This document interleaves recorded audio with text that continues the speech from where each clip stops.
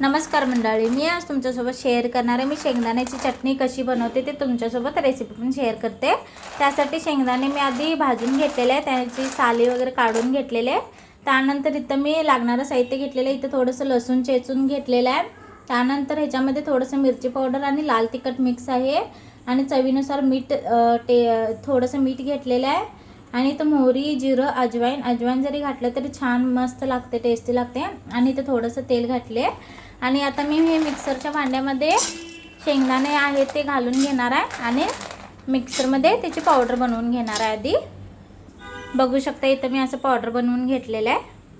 अगं इथं मी भांड्यामध्ये काढून घेतलेलं आहे आणि इथं असं मी पावडर बनवून घेतलेलं आहे. शेंगदाण्याचं लय बारीक पण करून घेतलेलं आहे, थोडं थोडं मोठं पण ठेवलेलं आहे. आणि मिक्सरमध्ये घालताना थोडं बंद चालू करून मग त्याचं पावडर बनवून घ्यायचं आहे. आता इथं मी गॅसवर कढई ठेवलेली आहे. आता त्याच्यामध्ये मी थोडंसं तेल घालून घेणार आहे आणि तेल आता मी गरम करून घेतलेलं आहे. आता त्याच्यामध्ये हे मोहरी, जिरं, अजवाईन जे वगैरे आहे ते घालून घेतलेलं आहे.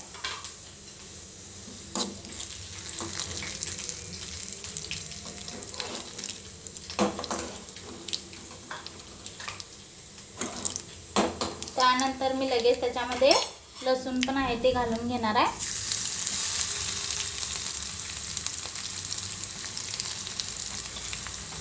लसूण पण जास्त घातलं ना तर छान लागते शेंगदाण्याची चटणी, एकदम मस्त विकतगत लागते. विकत आपण जसं घेतो ना तसं छान लागते.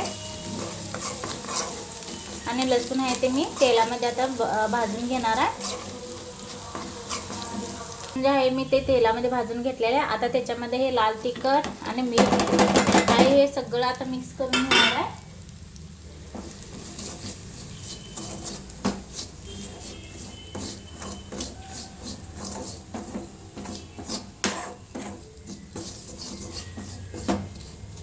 हे चटणीचे गाठे वगैरे आहे ते फोडून घेणार आहे.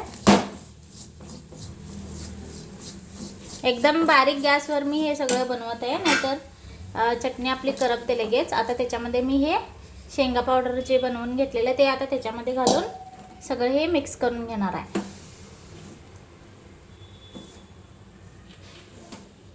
आता गॅस मी बंद करून घेणार आहे. आता हे प्लेटमध्ये काढून सगळं आता मिक्स करून घेणार आहे. बघू शकता इथं मी प्लेटमध्ये काढून घेतलेलं आहे. आता हे सगळं व्यवस्थित मिक्स करून घेणार आहे. मसाला सगळं एकत्र करून घेणार आहे.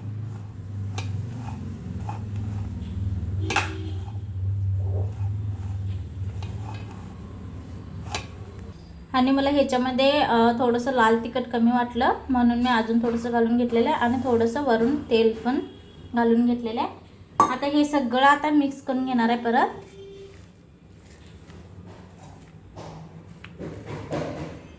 बघा असं माझी मस्तपैकी शेंगदाण्याची चटणी तयार झालेली आहे. मस्तपैकी स्पायसी असं झालेलं आहे. जर हा तुम्हाला व्हिडिओ आवडला असेल तर लाईक आणि सबस्क्राईब करायला विसरू नका. थँक्यू.